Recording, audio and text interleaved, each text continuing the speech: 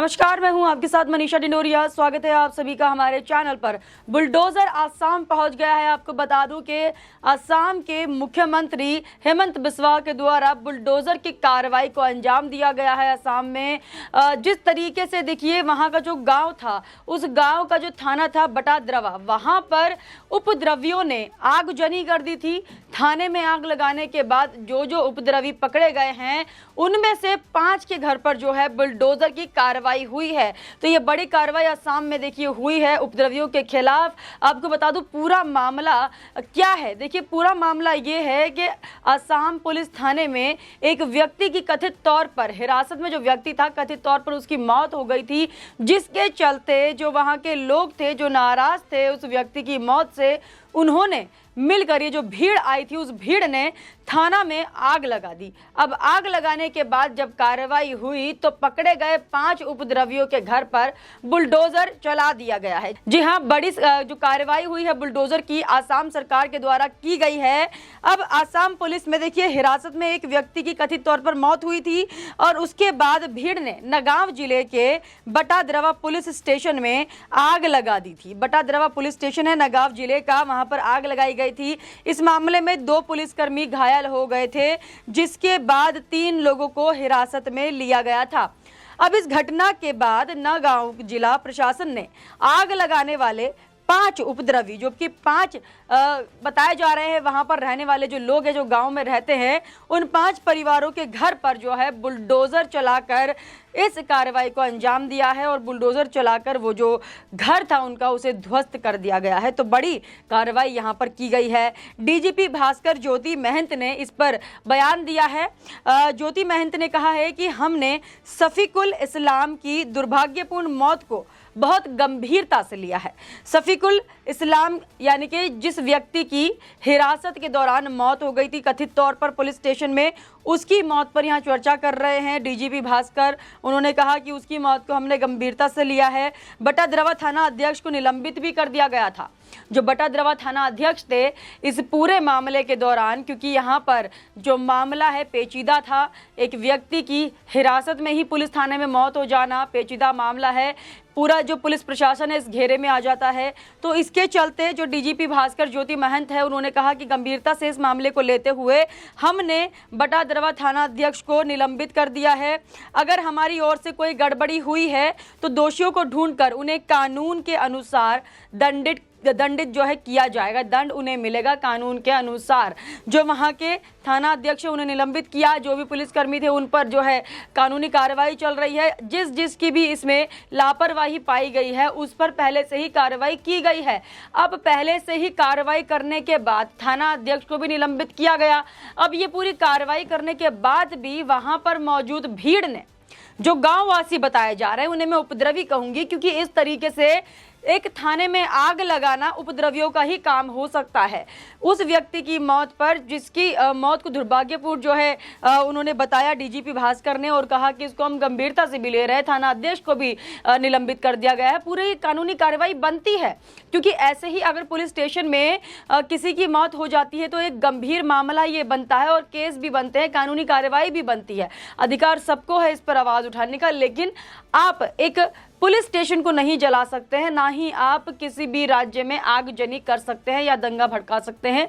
लेकिन आसाम में ऐसा हुआ, आसाम के नंगाल गांव में ऐसा हुआ और वहां पर जो है थाने को आग के हवाले कर दिया गया। आगजनी वहां पर हुई और इसमें लगभग 40 लोग थे जो शामिल थे। 40 लोगों का नाम शामिल आया है। जो 40 परिवार थे उनका, उसमें महिलाएं भी शामिल थी। आप सोच सकते हैं कि महिलाएं भी थी उसमें शामिल, जो कि वहां पर आगजनी करने के लिए पहुंची थी। अब उनमें से 40 में से 20 लोगों को जो है गिरफ्तार किया गया। फिर उसके बाद 5 जो उपद्रवियों के फुटेज सामने आ रहे थे, उस फुटेज को देखते हुए उन पर बुलडोजर की कार्रवाई की गई। अब बुलडोजर की कार्रवाई हुई और बुलडोजर की कार्रवाई के बाद अब आप समझ सकते हैं कि जिस तरीके से देखिए पूरे देश में बुलडोजर की कार्रवाई हो रही है। ये जो बुलडोजर की कार्रवाई है वो उपद्रवियों पर हो रही है और जो अवैध निर्माण हो रहा है उस पर हो रही है। तो लगातार बीजेपी जो है बुलडोज़र का जिस तरीके से इस सरकार में इस्तेमाल हो रहा है, तो बीजेपी बुलडोज़र के लिए बहुत चर्चा में आ रही है, बुलडोज़र की कार्रवाई को लेकर बहुत चर्चा में आ रही है। बीजेपी शासित राज्यों में बुलडोज़र से जो कार्रवाई की जा रही है उसे लेकर जो है बहुत सुर्खियां बटोर रही है बीजेपी, क्योंकि उत्तर प्रदेश में योगी आदित्यनाथ को बुलडोज़र बाबा का नाम दिया गया, क्योंकि वहां पर उपद्रवियों पर, माफियाओं पर और अवैध निर्माण पर जो है बुलडोज़र चलाया गया योगी आदित्यनाथ के द्वारा। और उसके बाद देखिए दिल्ली में एमसीडी की कार्रवाई हुई, अवैध निर्माण पर, अतिक्रमण पर जो है बुलडोज़र चलाया गया। और अब हेमंत बिस्वा जो कि असम के मुख्यमंत्री है, असम बीजेपी शासित राज्य है, वहां पर जो है उपद्रवियों के घर पर जो है बुलडोज़र चलाया गया, बुलडोज़र की कार्रवाई हुई। तो एक बड़ी कार्रवाई यहाँ पर देखिए असम सरकार की तरफ से हुई है बुलडोज़र की। कि आपको मैं बता दूं कि 20 लोगों को जो है हिरासत में लिया गया है। इस पर डीआईजी सेंट्रल रेंज जो है सत्यराज हजारिका ने कहा है कि बटा दरबार थाने में 21 मई को आग लगाने के मामले में हमने 20 लोगों को हिरासत में लिया है। मामले में जिन 4 महिलाओं का नाम आ रहा है उन्हें भी हिरासत में लिया गया। थाना प्रभारी को सस्पेंड कर दिया गया है, आगे भी जांच जारी है। अब जो 5 घरों पर बुलडोज़र चला है, जिन 5 उपद्रवियों के घरों पर बुलडोज़र चला है, उनमें से 4 महिलाएं हैं, 4 महिलाएं शामिल थी। महिलाएं काफ़ी सारी थी, लेकिन जिन्हें पकड़ा गया है, जो कि रडार पर आए हैं 5 लोग, उनमें से 4 महिलाएं थी जिन्होंने आग लगाई थाने में जाकर। अब सोच सकते हैं कि कितना ज़्यादा यहाँ पर जो है माहौल गरमाया होगा और किस तरीके से माहौल को ख़राब भी किया गया होगा। तो पूरी कार्रवाई जो है यहाँ पर हुई है, बुलडोज़र की कार्रवाई उसी मामले को लेकर जो कि थाने में आग लगा दी गई। आग लगाना किसी थाने में एक छोटी बात नहीं है, क्योंकि इतना बड़ा कदम कौन उठा सकता है? इतना बड़ा कदम वही उठा सकते हैं जो देखिए जिनको डर ना हो किसी चीज़ का, कानून का डर नहीं, सरकार का डर नहीं, और जिन्हें पता है कि उनके सर पर किसी ना किसी का ऐसा हाथ है कि वो कुछ भी करे, आतंक फैलाए, दंगा फैलाए, आगजनी करे, लेकिन उनका कोई बाल भी बाका नहीं कर सकता। तो यहाँ पर जिस तरीके से पूरी कार्रवाई की गई है सामने, उनको गांव वाला कहना क्या सही होगा, क्योंकि गांव वालों में पूरा गांव आ जाता है, वो जो क्षेत्र है, वो जो पूरा एरिया है वो आ जाएगा। उपद्रवी मैं इसलिए कह रही हूं क्योंकि आगजनी इन लोगों के द्वारा की गई है। जो 20 लोग शामिल थे, जिन 20 को गिरफ्तार किया गया है, वो लोग उपद्रवी कहलाएंगे, क्योंकि उन लोगों ने जो है आगजनी की थी।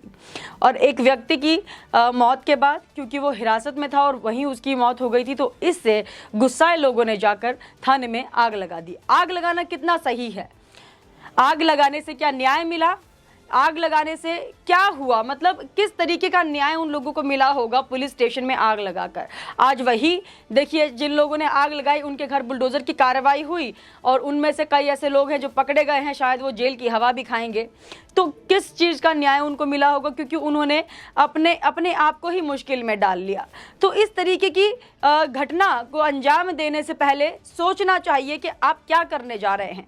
पुलिस कर्मियों पर हमला, पुलिस स्टेशन में आग लगाना और लगातार दंगा फसाद भड़काना कितना सही है और कब तक? क्या बुलडोज़र की कार्रवाई सही हुई है? बुलडोज़र जिस तरीके से उन 5 घरों पर चला है, तमाम लोग ऐसे भी आएंगे जो बोलेंगे कि गरीबों के घर पे बुलडोज़र चला दिया, लेकिन कोई इस बात को नहीं देखेगा कि उन्हीं लोगों के द्वारा पुलिस स्टेशन में आग लगाई गई थी। तो सरकार के द्वारा ये जो कार्रवाई हुई है, क्या वो सही है? अब पुलिस अधिकारियों ने बताया है कि रविवार को सुबह टीम बुलडोज़र लेकर थाने से करीब 6 किलोमीटर दूर गांव पहुंची थी, जो कि थाने से 6 किलोमीटर की दूरी पर है गांव, जहां पर बुलडोज़र की कार्रवाई हुई है। वहां आरोपियों के घर को चिन्हित करके उसे ध्वस्त कराया गया है।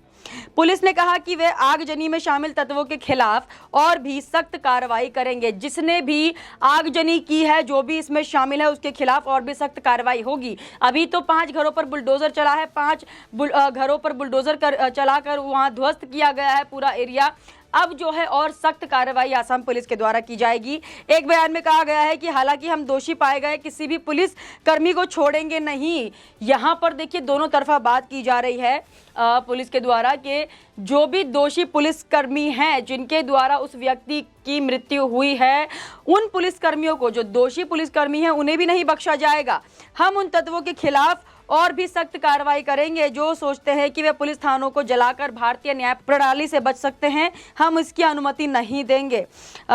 उन पुलिसकर्मियों के खिलाफ भी सख्त कार्रवाई की जाएगी और उन तत्वों के खिलाफ भी सख्त कार्रवाई की जाएगी जिन्होंने आगजनी की और जो ये सोच रहे हैं कि वो भारतीय प्रणाली से बच सकते हैं इस तरीके की हरकत करके, और जो ये सोच रहे हैं कि आग लगाने के बाद वो बच जाएंगे और उन्हें छूने वाला कोई नहीं होगा या फिर उन्हें सज़ा देने वाला कोई नहीं होगा या फिर उन पर कोई भी कानूनी कार्रवाई नहीं होगी। तो लगातार यहाँ पर देखिए जिला अध्यक्ष के द्वारा बयान दिए गए और कहा गया कि कानूनी कार्रवाई हर उस दोषी पर होगी जो दोषी पाया गया है, चाहे वो दोषी पुलिसकर्मी हो या फिर वो तमाम लोग जिन्होंने वहां पर आगजनी की पुलिस स्टेशन में। अब ये जो पूरी बुलडोज़र की कार्रवाई है इससे जो है बीजेपी को काफ़ी ज़्यादा वो है सुर्खियां मिल रही है, आपको बता दूं, क्योंकि बुलडोज़र की कार्रवाई जब से योगी जी ने शुरू की थी उसके बाद ही बीजेपी शासित राज्यों में भी की जा रही है। लगातार एमसीडी की तरफ से भी लगातार देखिए अतिक्रमण पर बुलडोज़र चल रहा है, माफिया राज पर बुलडोज़र चल रहा है, गुंडा राज पर बुलडोज़र चल रहा है। तो बीजेपी को एक तरीके से बुलडोज़र की जो कार्रवाई हो रही है उसका श्रेय दिया जा रहा है। हमें कमेंट करके बताइएगा इस पूरे मामले पर आपका क्या कहना है। हमारे साथ ऐसे ही बने रहिए, धन्यवाद।